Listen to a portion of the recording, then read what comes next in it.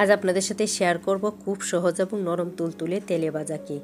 এই কেকটা কিন্তু এতই সহজে চা বসিয়ে আপনারা করে নিতে পারেন, বা বাসায় যদি হঠাৎ করে মেহমান চলে আসে সেক্ষেত্রেও কিন্তু এটা বানিয়ে দিতে পারেন।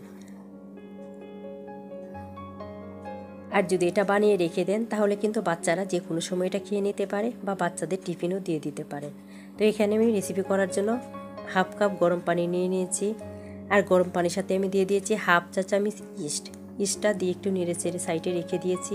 আর এখন একটা বাটিতে 1.5 কাপ দিয়ে দিব ময়দা। আপনারা চাইলে এটা প্যাকেট আটা দিয়েও করে নিতে পারেন। আর দিয়ে দিব এখানে স্বাদের জন্য চিনিটা আপনারা আপনাদের প্রয়োজন মতো ব্যবহার করে নেবেন। আর দিয়ে দিব এখানে লবণ। মিষ্টি খাবারে অবশ্যই লবণ ব্যবহার করবেন, এতে করে টেস্টটা ভালো আসবে।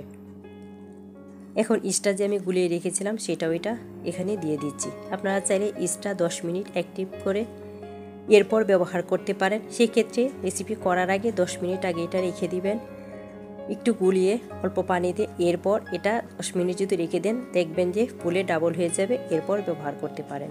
তো ইস্টের যে পানিটা সেটা কিন্তু আমার হয়নি, আমি এখানে আরেকটু পানি ব্যবহার করেছি। তো সেটাও আমি গরম পানি ব্যবহার করেছি। আর এখন এটাকে ভালো করে মিক্স করে নিয়েছি। এক্ষেত্রে কিন্তু এটা একটু নরম করে মিক্স করে নিতে হবে, এটা কিন্তু শক্ত করা যাবে না। এখন যেহেতু আমি এখানে ইস্ট ব্যবহার করেছি সেক্ষেত্রে কিন্তু এটা রেস্টে রাখতে হবে, তাই এটা আমি 20 মিনিটের মতো রেস্টে রেখে দেব। আপনারা চাইলে এটা 30 মিনিট পর্যন্ত রেস্টে রাখতে পারেন। আর যদি দেখেন যে এটা কোনো প্রকার ফ্লাপি হয়নি বা ফুলে উঠেনি সেক্ষেত্রেও কিন্তু সমস্যা হবে না, আপনি রেসিপি করে নিতে পারবেন। তো আমি দেখেন চলে আসছি 20 মিনিট পর। তো 20 মিনিট পরে কিন্তু আমার ইস্টটা অ্যাক্টিভ হয়নি, কারণ হচ্ছে আমি সবগুলো উপকরণ একসঙ্গে মিক্স করে নিয়েছি, এর জন্যই কিন্তু এমনটা হয়েছে।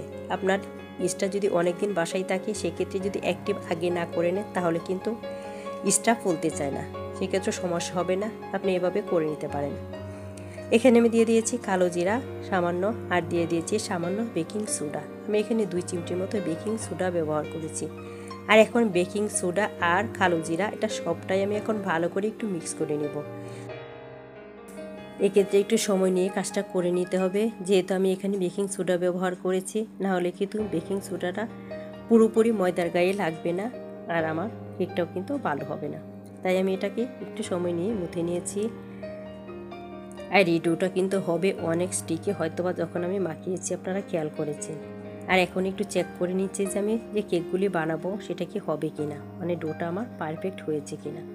তো আমি একটু চেক করে নিয়েছি, আর দেখেন এটা কিন্তু অনেক বেশি আটালো হয়েছে। তো আমি দেখেন এভাবে একটু করে নিচ্ছি।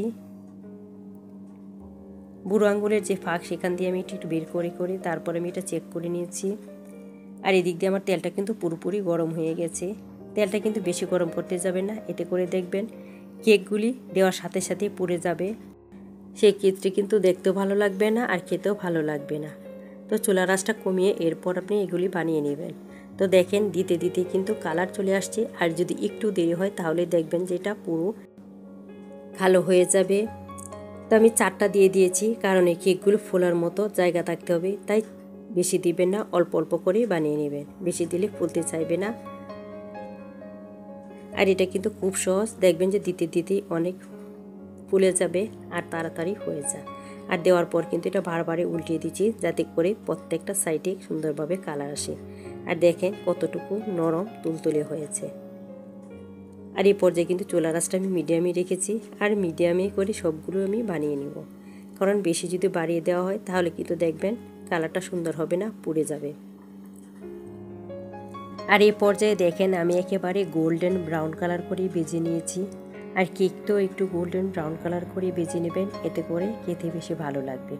আর নামানোর আগে আমি একটা প্লেটে টিস্যু দিয়ে নিয়েছি, আর টিস্যুটাতেই আমার তেলটা যে এটা কিন্তু উঠে যাবে। তো 4টা আমি বানিয়ে নিয়েছি, আর বাকিগুলো অফ ক্যামেরায় আমি বানিয়ে নিয়েছি। তো দেখেন আলহামদুলিল্লাহ মাশাল্লাহ কত সুন্দর হয়েছে। এটা দেখতে যেমন সুন্দর, খেতেও মাশাল্লাহ অনেক ভালো লাগে। তো চাইলে আপনারাও কিন্তু এভাবে বাসায় বানিয়ে রাখতে পারেন, আর যখনই বাচ্চারা খেতে চাইবে তখনই কিন্তু এটা দিয়ে দিতে পারবেন। খুব সহজ রেসিপি, আশা করি বাসায় একবার হলেও ট্রাই করবেন।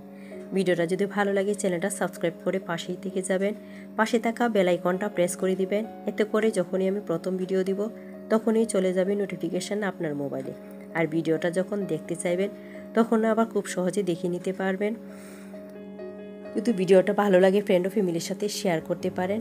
আর যদি বেশি ভালো লাগে তাহলে একটা লাইক দিতে ভুলবেন না। ভালো থাকবেন, দেখা হবে অন্য কোনো ভিডিওতে। আল্লাহ হাফেজ।